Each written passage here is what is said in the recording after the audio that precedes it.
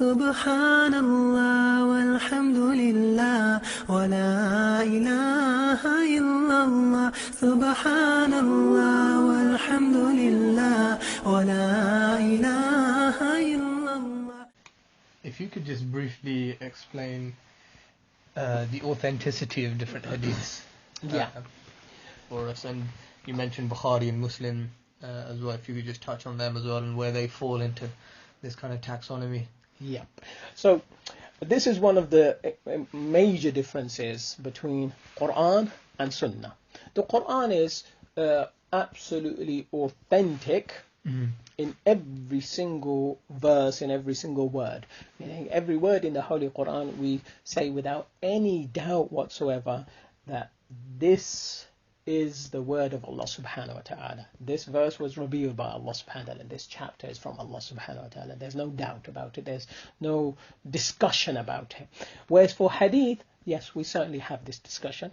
Okay, the ulama from the beginning up until now have always discussed authenticity of hadith.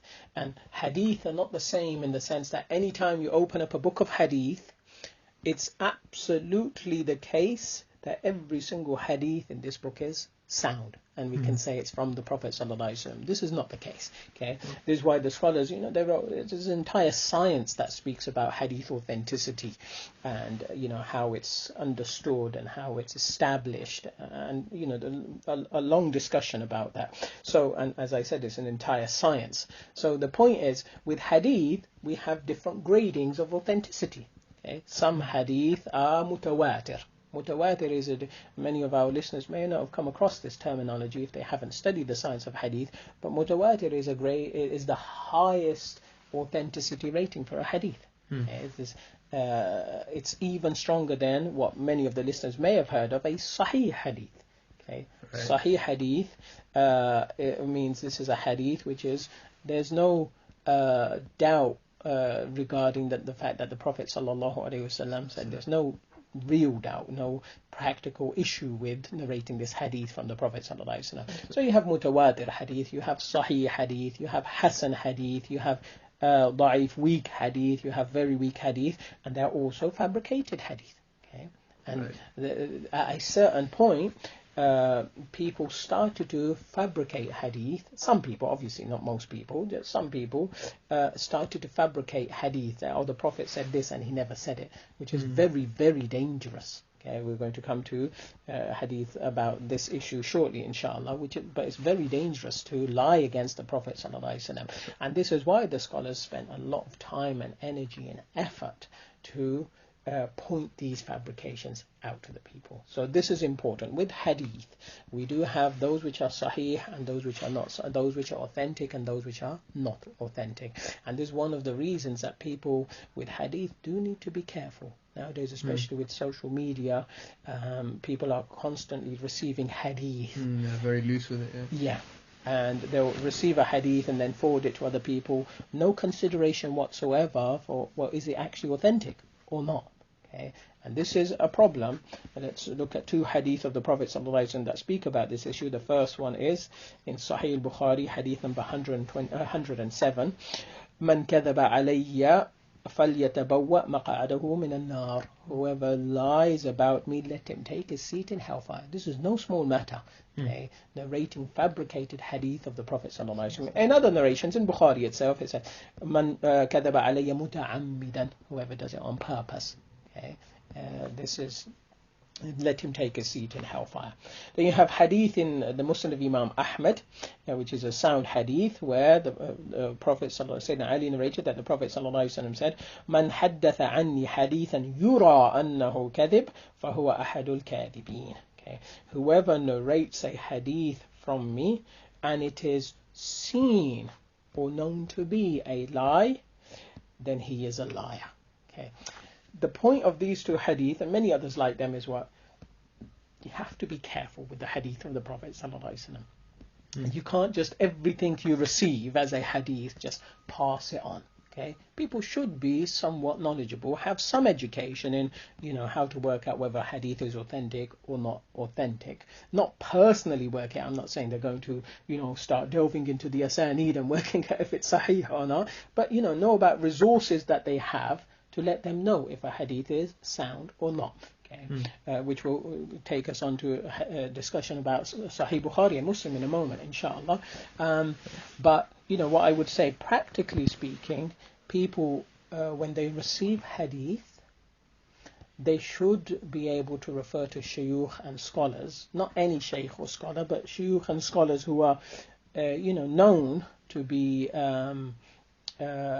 careful with their hadith narration and known to be people who do scrutinize before they forward hadith, and they should speak to these shuyukh and ask, is this hadith authentic, is this hadith not authentic, should I forward it on to others, should I not forward it on to others. And there should be some process. It shouldn't be as simple as, okay, I've received this, therefore I'm going to forward it and not give any consideration to it. So as I said, people should have some understanding of what's authentic and what's not. And one of the blessings of Allah Subhanahu wa Taala we have as an ummah, that we have at least 2 hadith collections, which generally speaking, the hadith in there are sahih hadith.